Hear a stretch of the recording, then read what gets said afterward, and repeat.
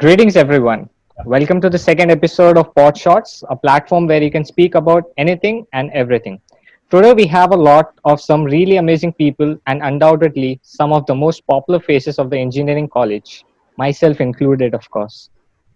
We have Master Pradyumna Nakka, Master Najib, Oh, Miss Manaswi, and last but not the least, Miss Madiha Begum Hyderabad. So before we start with today's topic, let me just quickly explain the platform of this podcast.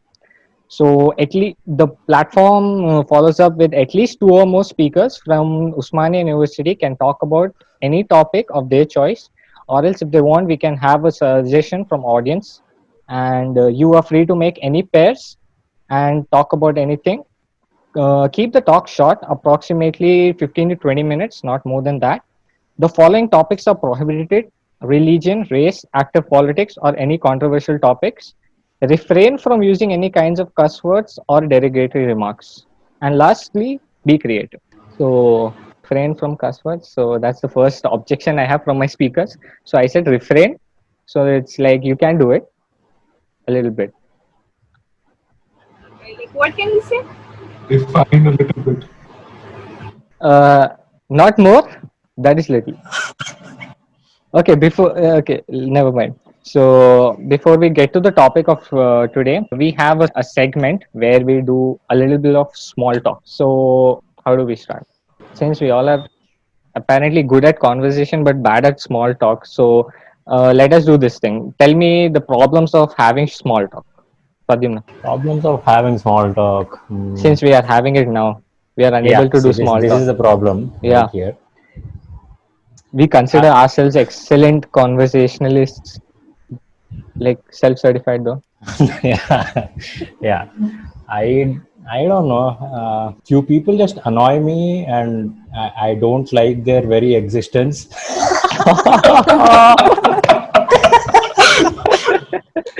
Can we get a few names? No, Honest. we are cutting this. We are cutting. We are cutting Names, this. names. See, that's where me being the moderator's job comes into the picture. No, I said avoid controversial topics. I understand that you guys are going through your final semester, but then Madhya, please refrain from using names. Yeah, Pradyumna, please continue. Yeah. So it basically, I'm not good with people. That is the conclusion. So hence the problems with small talk, I would say. Considering the fact that you were the director of TEDx Mani and many other events, like That doesn't require small talk. yeah. No, thank you for certifying, like telling that point because now I have it validated by you. Ki being a leader does not require small talk. So next time anybody says me that, I'll be like, Doesn't it Hmm. require being diplomatic? it does require being diplomatic though, because you cannot be ruthless at all times. You have to have a what cool down effect. You have to agree to some points, even though you are very reluctant. There are lots of opinions. Yeah. Everyone has an opinion, even when it doesn't matter. Your opinion doesn't matter at all, but you'll have to consider. But you'll have to First, consider everyone's opinions. I Mane, personally feel small talk is fake and meaningless. I would rather prefer having a deep, meaningful, and insightful conversation with someone. But you can't do that So, often, no? it, yeah, that's the problem with small talk Then you and end up finding like the me, just right walking people. past people, staring them down. I don't do that. I still just say hi, how are you? What's up? Then fine. You go your way, I'll go my way. Just because I feel it is meaningless, I do that. It has to happen naturally and not like, you'll have to start a conversation or acknowledge mm, that person or something of that sort. So Manaswi is quiet. What do you have to say, Manaswi? Yeah, small talks, according to me, are fine as far as you don't force yourself into them. As far as they're natural and you just feel like, okay, thoda baat kar lenge, which is like sums up my half life, I guess. I'm a small talk kind of a person itself in most kind of situations until and unless the right people are the opposite ones that I conversate with. So I believe small talks are kind of fine as far as you don't force yourself into them. Nice. Najib bhai? For me personally, it's more like I am confused most of the times. The person that is just passing by or whoever, whether I know them well enough, I can approach them and do small talk or not. Like that is Very that valid point. yeah. If I go and if I talk to them, will that be something that they're being weirded out by or not? Those questions usually roam my mind. So that is why usually just a smile seems to be good enough most of the time. Unless that person comes and approaches me, then yeah, obviously a little more effort. Having a good smile is also important. If you have a smile like Najib bhai, it's fine. If you have a smile like me, it's another problem. You're smiling at a person, he gets offended. So that's another story itself. Okay, so you want to continue? Like how to avoid small talk. How to Walk avoid past. small talk. As Najib bhai just said, just smile it out. Smile it out, walk past. Any other suggestions? Smile it Ignore out their and then, existence. Ignore their existence. Damn. Okay, that's walk out, walk past. Oh, ignore their existence. these people are like chaotic evil. Yeah. So let's go ahead with the topic. Okay. So the topic we have here was suggested by one of our audience members, and the topic that is sex education. So we have to talk about sex education. So let me just say what sex education is actually. According to ScienceDaily.com, sex education is a broad term used to describe education about human sexual anatomy, sexual reproduction, sexual intercourse, and other aspects of human sexual behavior. So that being said, because many people don't exactly know what sex education is, let's ponder upon these topics in deep one by one. So let's talk about the importance of this topic rather than sex education. Addressing this topic is very important. So what do you have to say about that? Let's go one by one, starting with Pradyumna. See, this topic has been getting a lot of traction since a long time in the Western world, but not so much within the Asian countries because uh, it has got political acceptance way back in the Western world. Just a moment, just a moment. Yeah, we'll pass it on to Najib bhai. Yeah, I think one major reason you can give is our population. Yeah. Considering the amount of resources we have, the amount of land we have, the amount of everything that we have, and the population with respect to that itself should be a reason to why sex education should be a very important part in our school education itself. So that is itself is where its importance derives. There are a lot more factors, obviously, but that I think is the most visible factor. Excellently put. Madhya? Like, I feel that sex education should be given when a person is going through puberty. Like, we just keep piling this responsibility on teachers. As parents keep piling this responsibility on teachers, and teachers say that it's better if it comes from a mother or a father. Like, and we aren't doing that. Like, if I go back to Najib's point, you see the population over here, they don't have the concept of using uh, intrauterine devices or condoms. Because, no, why, why spoil the fun is what they think. Okay. So, Manasvi, are you with us? Yeah, I'm good. I believe, see, sex education, I see it in the way like it's really important because normalizing conversations about sex and, attitude towards it is in a country like India is very difficult. So I believe sex education should be given at very young age. But you see, the topics of conversation could be good touch, bad touch, choice, safety, consent.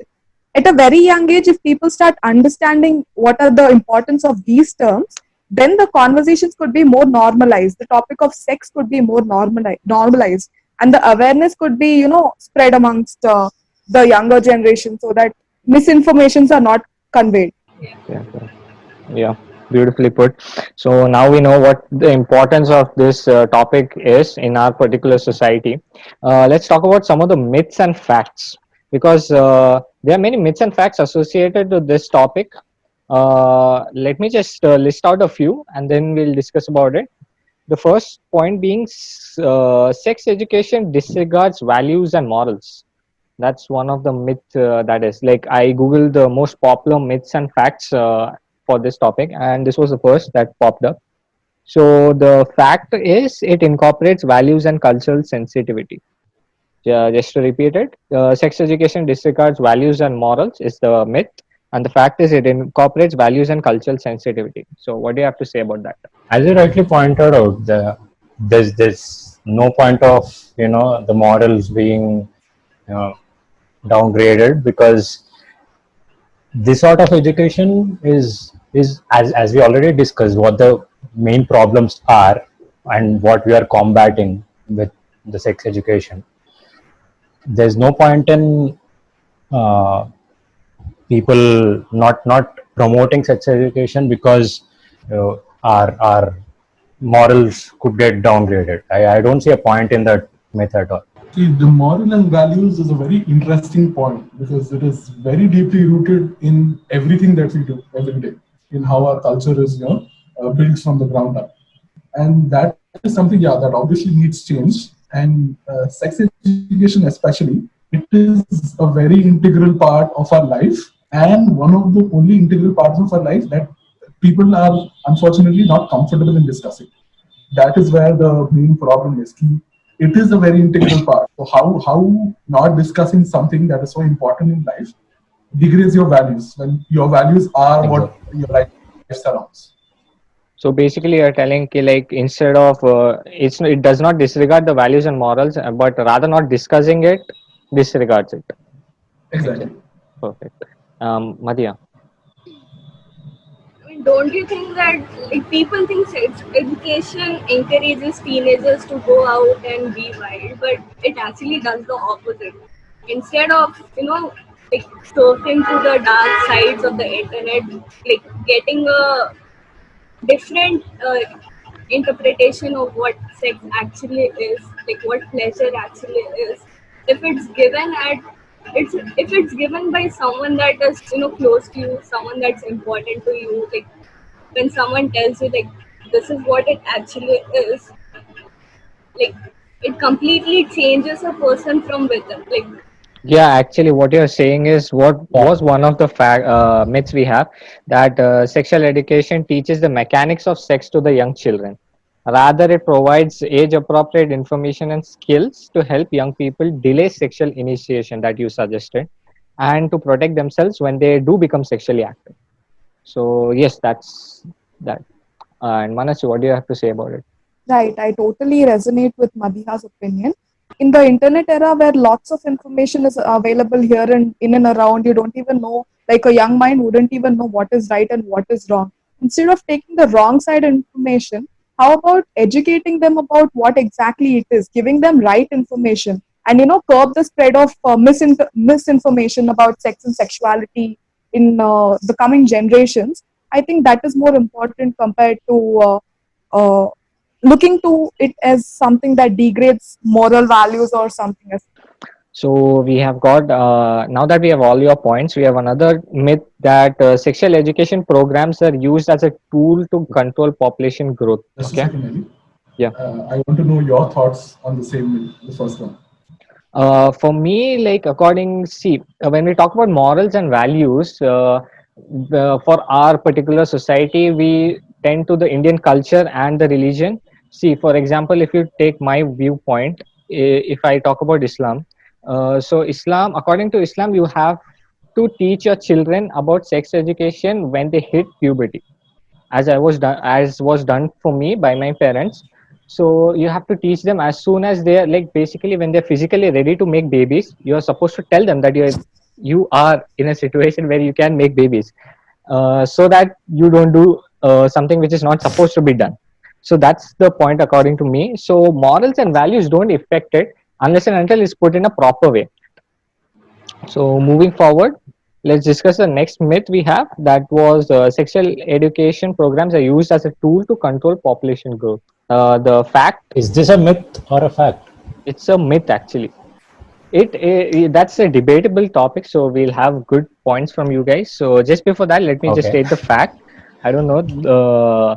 Sexual education provides women and families with access to vital sexual and reproductive health and information, so they can voluntarily decide the size and spacing of their families. What I understand is both are facts, according to me. Like it can be It's used like assertion and the reasoning. exactly. Yeah, basically, the Yeah, fact is the assertion, and you're exactly. or the Yeah. other way around. Sorry. Yeah. So, anyways, let's just discuss about the topic. Let's ponder more. Yeah. So this is, I think, kind of similar to the point that I stated in the start. Why it is important. Exactly. Yeah. So yeah. So the fact that you stated, Yeah. it helps families understand, how you can actually go about growing your family or whatever. That directly results in a controlled population. Not just a controlled population, a smarter population that understands the consequences of what they're doing or what they're planning on doing, and so on and so forth. That is something. Yeah, a lot of people have that misconception that sex education is basically how to do it, or what are the, like behaviors, etc., etc. They don't understand that it is also the consequences, or everything surrounding that. So that is actually very beneficial in helping a person, at least given the choice, to understand what is going to happen or what is going on. Better to have some amount or a good amount of information rather than ignorance. Perfectly put. Because in our particular society, once you get married, the next thing they expect out of you is babies. Exactly. And once you have one, then they're like, "Where's the next one?" So they're like they want you to be sexually active, in the The bad first way one Everybody though. is wants half feeling a cricket lonely. team. Yeah, they want half a cricket Half a team. cricket team. Yeah. Very ironic coming from people who didn't give you sex education in the first place. If they are the next children, give me more babies. Like, It's like, yeah, like before marriage, absolutely no information at all. And after Exactly. marriage, you want the final stage. Now It's that just we've like, discussed the importance of this topic and the myths and facts, let's see what are the sources of sex education. How do you go about it? How do you provide it? Who's responsible? And etc. So let's start. Who wants to initiate? Let's not play the pass in the past game. In India, they are. I feel they are just the two sources, internet which parents, internet friends. it Friends is. and You know, internet. it is supposed to be uh, parents and the schooling as well, but the schooling fails immensely to do that. In I don't know, in UPA one government, the Ministry of HRD puts the uh, sex ed curriculum, but something close to 18 states prohibited it totally, because stating the same fact, that myth that Ali was saying, that it degrades our morals and ethics and etc. So when the state governments you know uh, are not promoting sex education on their front, there's this other way of uh, doing it, that NGOs have come up. A lot of NGOs have come up to reach out to uh, non-school going children, essentially, and explaining them about sexual health, the biological processes, the menstruation, uh, reaching out to the adolescent girls. So this is one. These are two ways that sex education can be imparted in India. But and also few of the schools in Gujarat, if I can recollect it properly, have uh, started the system of having a box put in the school, so that the high schoolers can drop in their queries in the box, so that a counselor will address them. So, but you know what happens with boxes like this? Toxic kids just take over and drop some random shit. It doesn't work out here. Exactly. Yeah, it So doesn't work.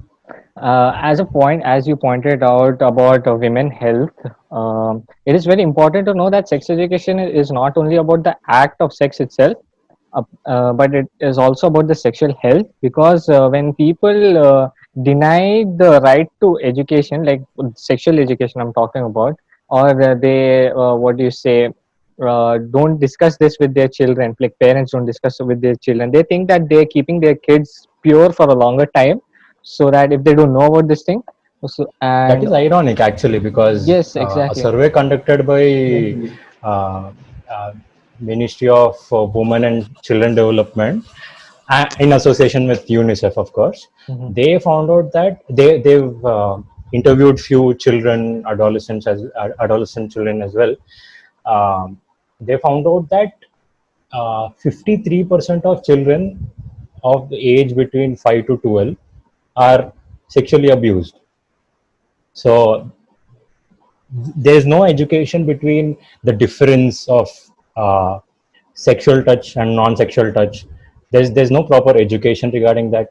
So it is actually derogatory in this way, and it doesn't serve any purpose. So yeah. Yeah, like Manasvi pointed out earlier, like kids should know what a good touch and a bad touch is.